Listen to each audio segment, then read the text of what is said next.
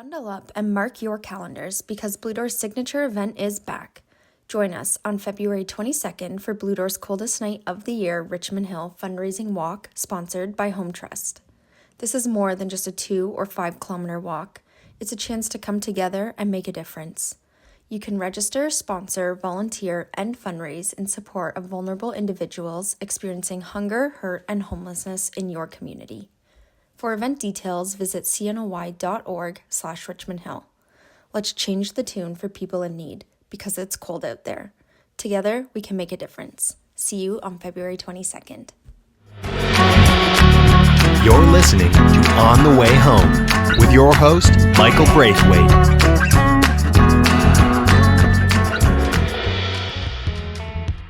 Welcome, Housers, to another episode of On the Way Home. I'm your host, Michael Braithwaite. I work with the good people at Blue Door. Blue Door does amazing work and has for the last 42 plus years up in York, Peel, and Durham regions, just north of Toronto. We help people with their housing journey, no matter where they're at, whether it be emergency housing or just some help with rent or some supports to stay in their housing, whether they be youth or a senior, and many other sort of family. We also help them with their health journey, with access to healthcare that we have at Blue Door and outside of Blue Door, connecting them to our local healthcare system, and as well helping them find meaningful and well-paying employment in the trades that lifts them out of poverty. Check out that and more at bluedoor.ca to see the work that our over 150 people are doing on a daily basis, saving and changing lives. Let's talk about today's guest. I have a great guest with me today. He's got great style because he's kind of looks a little like me, but he is not me. He is Martin Joyce, and he is from Deloitte. He's a partner in the Human and Social Services practice. Martin and I have a great conversation today. Deloitte, of course, worldwide, pursuing work in all sorts of different sectors, but also in this sector, we talk about work that Deloitte does. He mentions a bunch of things. He talks about the technology piece that Deloitte helps to speed up the process with municipalities to get things kind of moving on the housing end of things, and much more. We talk about how we got into this crisis, how, for many years we kind of took our eye off the ball and have to get back on it.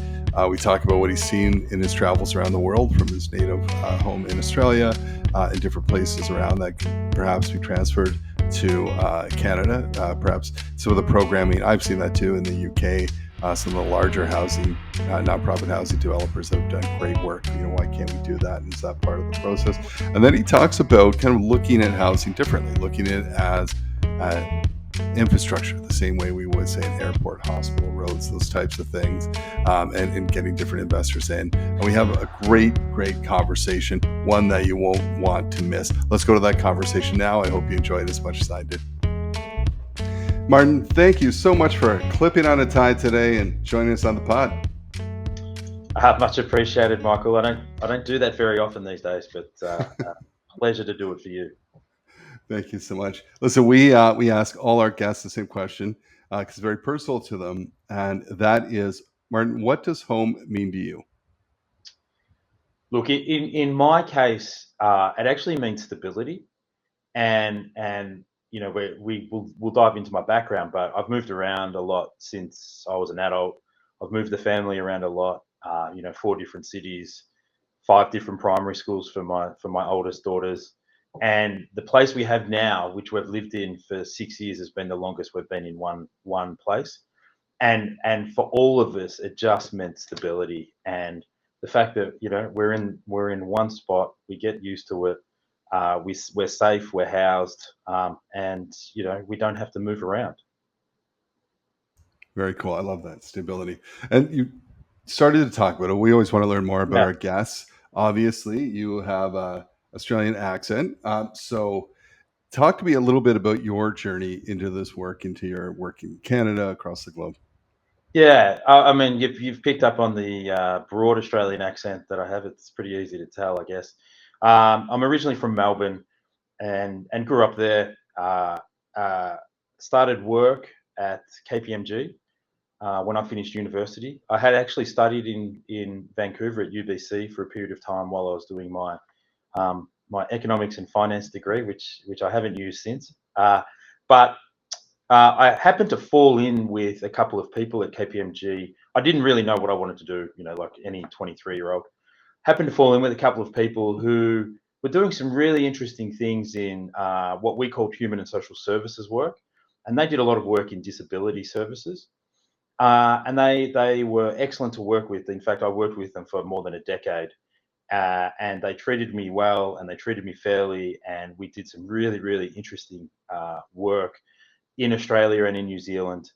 And that kind of piqued my interest into this. I had no inclination of getting into this area in any way. And then once you get into it, it's interesting. You get to sleep easy at night, knowing that you are trying to do some really interesting things that have impact. And I left KPMG, and I actually then went and worked in the not-for-profit sector in Australia for a number of years. And at this point, I'd already moved the family once to Perth.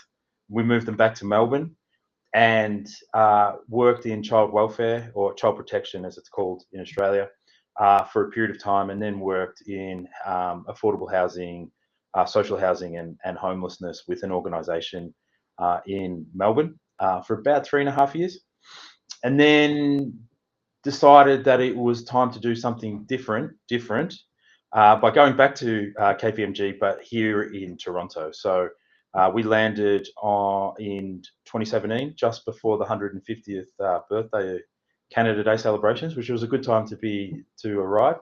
And then we've been here ever since, enjoying summers more than winters, to say the least. Very cool. Now, currently you are with Deloitte. Tell us a little bit about Deloitte's work in this space in the housing sector. Yeah. What role do you play, and where's your focus? Yeah. So, I mean, like all things, we want to be all things to all people. But the reality is we have a group of people that understand housing markets, how the world sort of turns in the real estate field. We also have excellent technology people. We also have excellent financial and financing people, excellent economists, and then we have some social impact people as well. And so when you bring all of those together, you can actually touch on a lot of areas within the housing continuum. And we do a lot of work convening different levels of government, different stakeholders across the various elements within housing to think through some of the challenges that each of those stakeholders face and what are some of the ways we can deal with them. We have some fantastic technology pieces that allow for the speeding up of development processes or planning processes at the municipal level, that will shorten the time or turnaround times, for development applications, and to get those balls rolling more quickly. We do a lot of work in infrastructure, and not just the big I infrastructure things like roads and bridges and airports, but at the municipal level as well. Like, so how do you deal with growing populations and their infrastructure needs, and what does housing add to that? And within that sphere, financing, at the end of the day, one of the big issues is how do you pay for it, and who pays for it, and over what period do you pay for it? I mean, we had the economic statement yesterday that had some interesting figures in there. We have a real estate group that does a lot of work in commercial and residential real estate, but also thinks through downtowns and what do downtowns now start to look like, what the neighborhoods start to look like, particularly in the current environments of higher housing, higher population growth, reduced vacancy rates in rentals, etc., etc. And then there's like people like me who work directly in housing, have an interest in the policy space, and can talk to a variety of people about some of their day-to-day operational challenges. So we do a wide spectrum of things here. Well, of course, Deloitte is worldwide, and you're right, and has its hands in many, many different pies. Can you give an example of some of the stuff you've worked on in the past, In a groups good or way. projects you've worked on? Yeah, in a good way. Like, Yeah, in a good way. I mean, we do a lot of work with municipalities around technology and speeding up the planning process. We've gone into things around modular housing. This is all in Canada, mind you.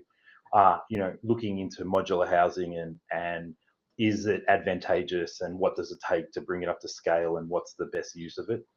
And then a lot of the other work is really with governments on, how do you find the optimum policy levers? How do you pull on those? And then how do you pay for it? Yeah, and I mean all of those things. When you talk about the planning process, the speed, financing, all these big questions, right? That and challenges that we face. I'm going to give you a real loaded question here because I want your opinion on this, and I think you have one. How do we get in this housing crisis in the first place, and how did it get so far out of control? And I mean, more importantly, how do we find our way back?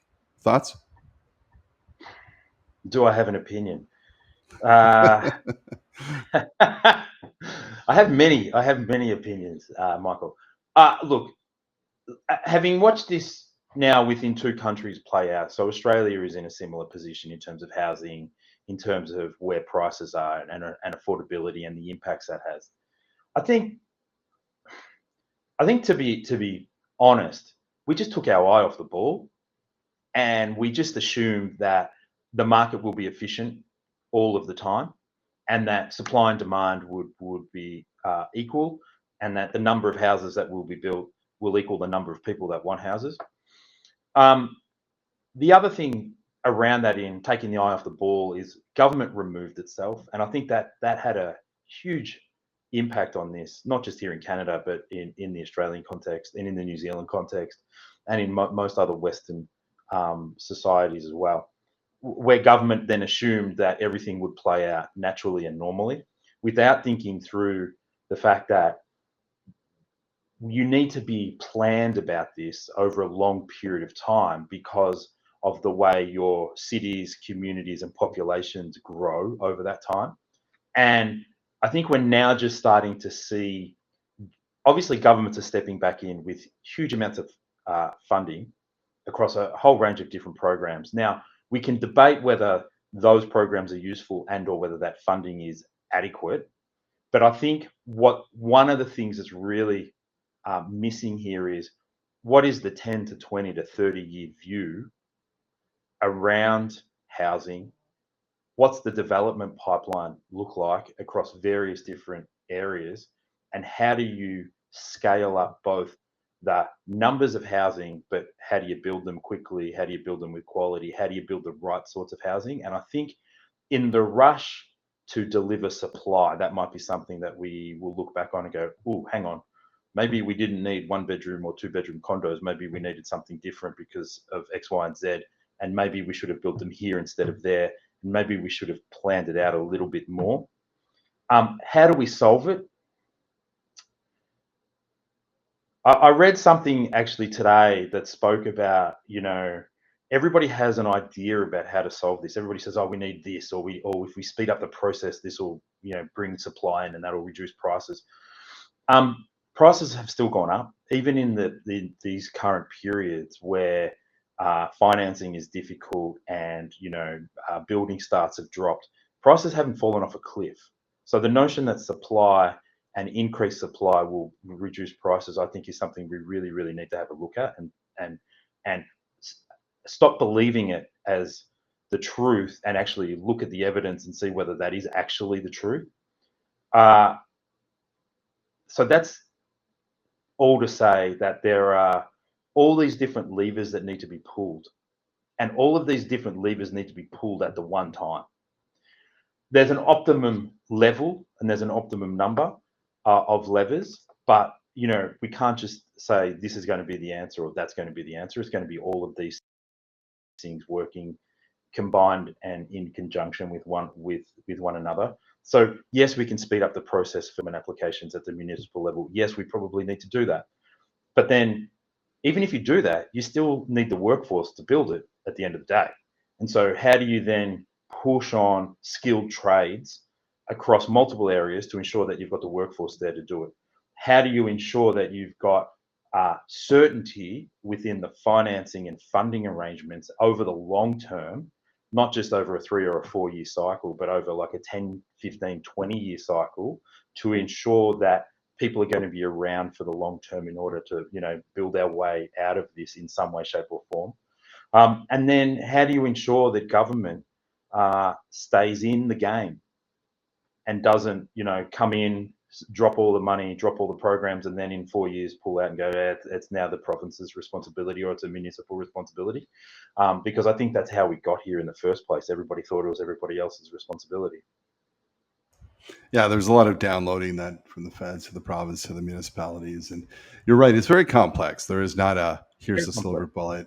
I mean, people will talk about, of course, more housing of all kinds. It takes a lot of money, it takes a lot of kind of foresight, like past your 4 or 5 years that you might be in power, right? And so others have done better work on this. And you travel a lot with Deloitte. You mentioned Australia being very similar. What have you seen in your work and travels that might transfer well to Canada? I think I've finally seen 3 levels of government actually pushing towards the same goal. And everybody talks about this. And I used to think it was a little bit of pie in the sky stuff. Like, what does it matter that, this level of government doesn't play ball, but this one over here does? We can still get stuff done. In the Australian context, we've seen the federal government step back into this in a big way, much like the Canadian federal government, but also the states. The states, for many number of years, tried to get others to pay for it. Like, how do others pay for below market housing? Well, unless you provide the right incentive, like everybody has taken a step back and said, yeah, that's not us, right? So they've finally stepped back into the game in a huge way with like big building programs over the long term with a certain, funding streams in Victoria, in New South Wales, in Queensland. Most definitely, they're the 3 most affected markets. And then the Australian government just announced another 5,000 social houses for community housing providers as well. I think one of the things, having worked in the sector in Australia, I think the value of the community housing sector is more recognised in some areas, right? So in Australia, long history in this. In the UK, a very long history dating back to the early 80s, right? And they are some very mature, very big, very complex and capable organisations. And I think if there was something here in Canada that could be worked on and improved, it's making sure the value of the community housing sector was fully recognised and involved and capable of being involved. And I know there's angst around whether organisations are capable or not of delivering large numbers of houses.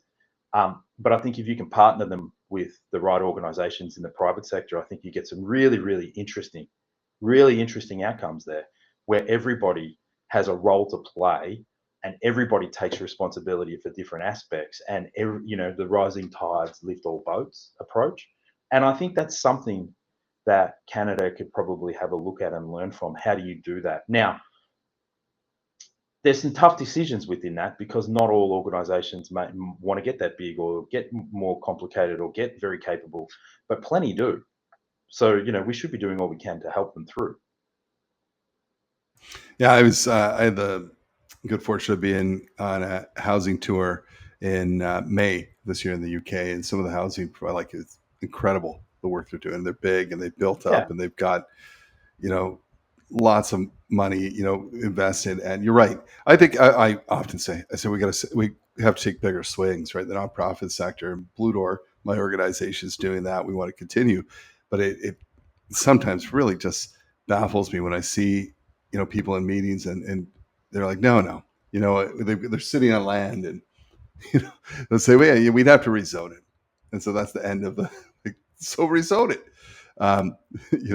Do it. But I think there's a little bit of fear, right, in the risk. And if we could do more to take away that fear and help, kind of mitigate those risks, more and more people would do it. I think the nonprofit has a place, but I think we do need some bigger players to really come on and use the equity and keep building and do that kind of thing.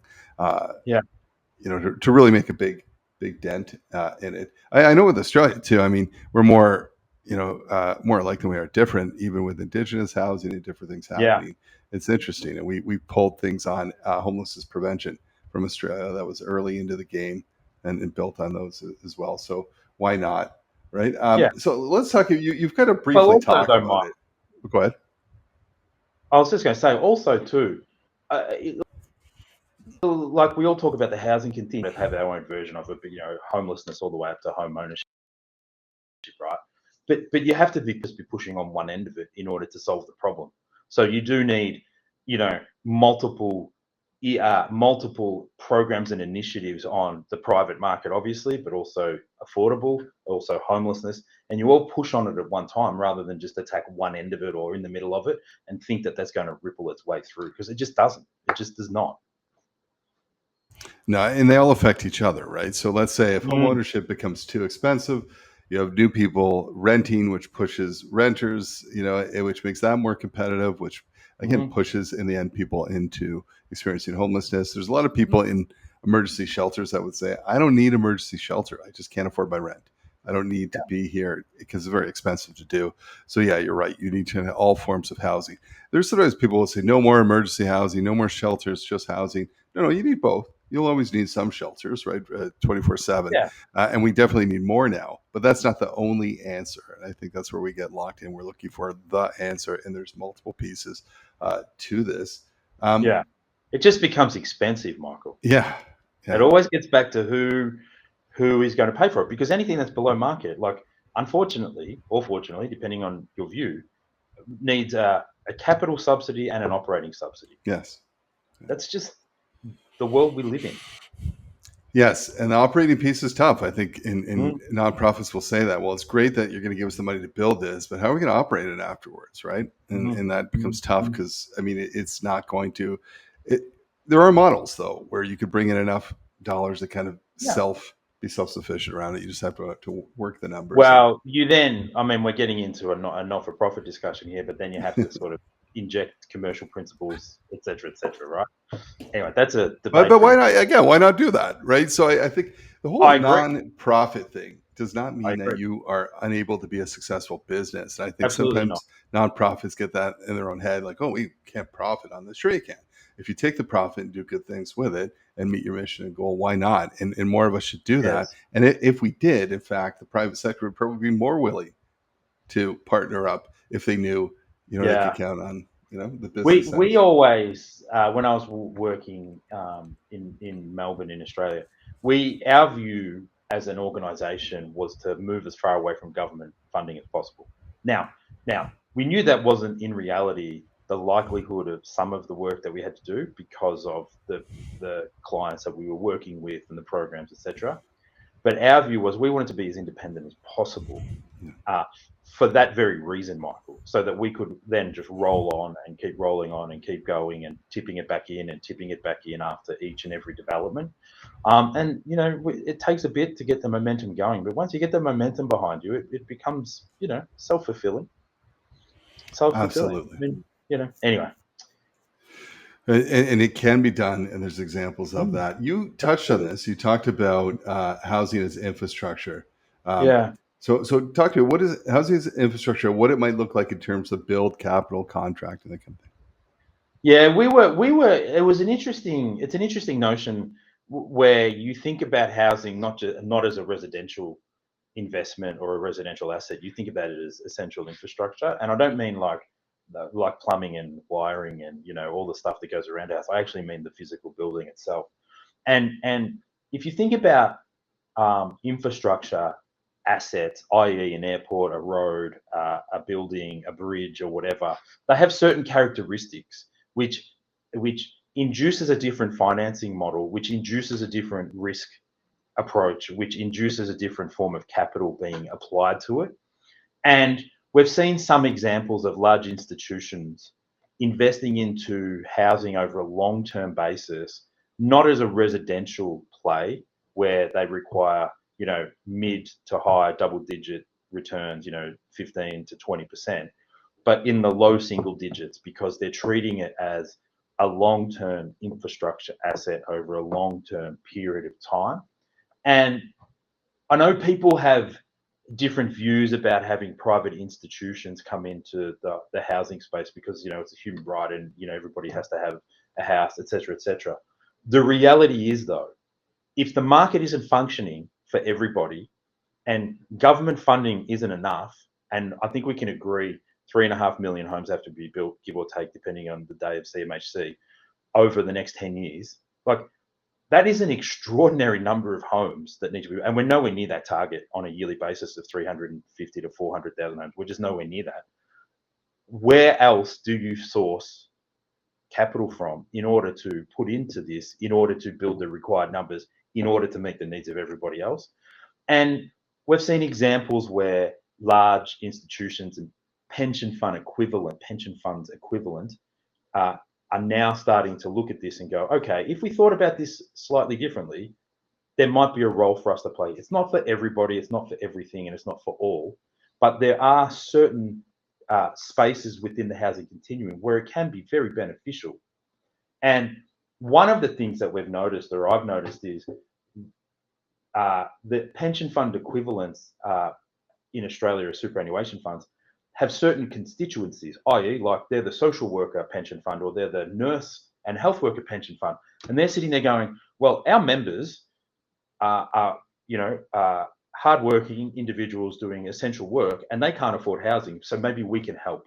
Maybe we can invest into this, and our members can benefit from having a home to live in. And I think if we opened up our eyes a little bit more to the concepts around that, and to the notion that if you looked at housing over the long term as opposed to a residential investment, you may actually open up different avenues to investment and different avenues to financing and different views on risk, right?